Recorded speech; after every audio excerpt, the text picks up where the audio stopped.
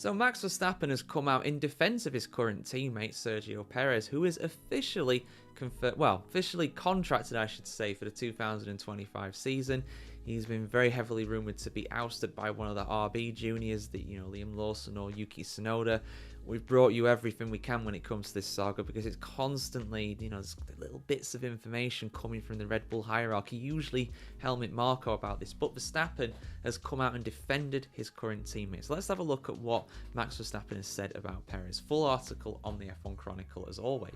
Sergio Perez's career endangering struggle with the 2024 Red Bull car wasn't his fault. That is the view of Max Verstappen, who is facing the prospect of a new teammate for next year after Red Bull failed to win the Constructors' Championship by a whopping 77 points, and a whopping 200 points or so behind was Perez, behind Verstappen in the end. It was very much the reason why they didn't win the Constructors this year.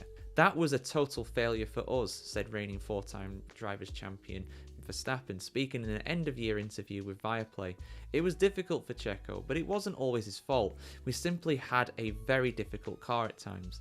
Top Red Bull officials are being very open about their deliberations to oust Perez amid raging speculation of negotiations to end the Mexican's valid 2025 contract. We will be announcing news in the next few days about what the driver pairing will look like next year, team advisor Dr. Helmut Marko wrote in his new column for Speed Week. There is a lot of speculation, including about transfer fees that are being mentioned that are a complete nonsense, the Austrian added. Yuki Tsunoda thinks that his and Lawson's chances of being promoted to the senior team are 50-50. Verstappen said of Perez, "I don't want to put him down because he's my teammate and I get along with him very well, but I can also clearly say that not everything was his fault about how things went wrong. The biggest problem we had is that the car is sometimes not working," the Dutchman continued. "I know what Checo's driving style is, and the car we had at some points was just very difficult to drive. Also for me, that doesn't help, of course. We should have started working on that sooner, because that would have helped him a lot too." At the start of the season, he was offered a second or third, I should say, Verstappen continued, still referring to Perez. That was fine, but at a certain point it just became very difficult.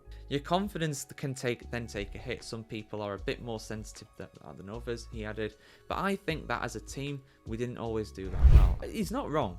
He's not wrong, is Verstappen. It's not entirely Perez's fault, absolutely not. I mean, that car went from being the dominant force in Formula 1 in Verstappen's hand to being an occasional winner, an occasional podium sitter, and even then, sometimes barely scraping into the top 5 in Verstappen's hands. So clearly, the car went down in terms of performance. Ferrari, McLaren, in my view, both surpassed them. At times, Mercedes were faster as well. Mercedes, for me, probably on a par with Red Bull at the end of the season, to be honest. Not much to split them, to be honest, in terms of their performance. And the driving style thing is a big one, and it shouldn't be underestimated. I mean, you look at, for example, I think it's actually quite a comparable one to this in a sense. Ferrari in 2014, they had Fernando Alonso and Kimi Raikkonen, both world champions, both incredible drivers. The top 2 drivers of the mid-2000s, really, aside from Schumacher, those were the 2 young guns that were coming through to challenge Schumacher after his 5 world titles in a row, 7 overall, of course. And that car in 2014 for Ferrari was absolutely dog doo-doo. It was shocking to drive.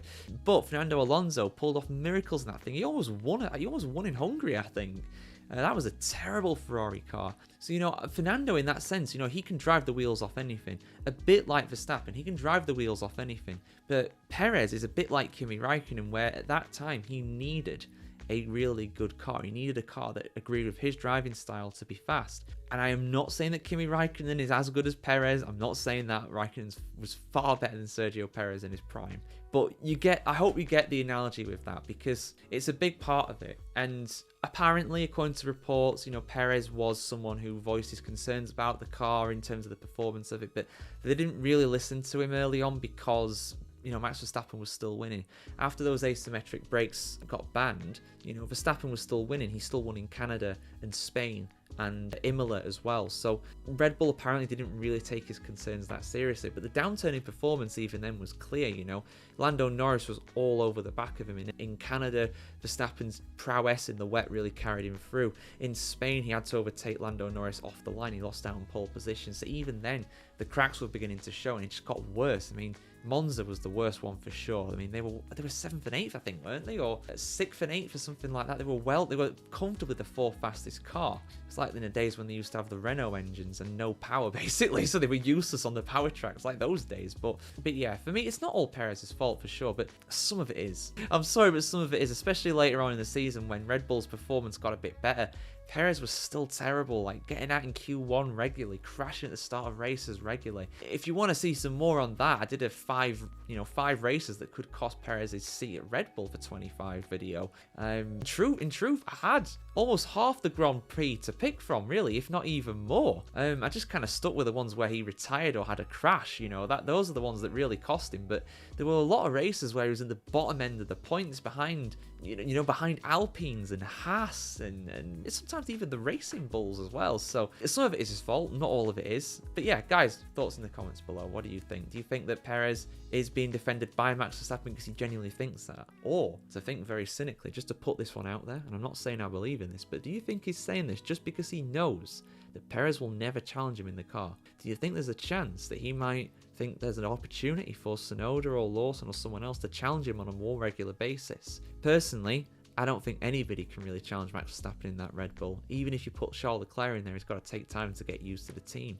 I don't think anybody can. But I'm sure some people will say that. Some people will say that Verstappen is being cynical, in a sense about, just like, no, I'm not going to get rid of my teammate. I'll beat him every week anyway. I like him. I don't think he's thinking that.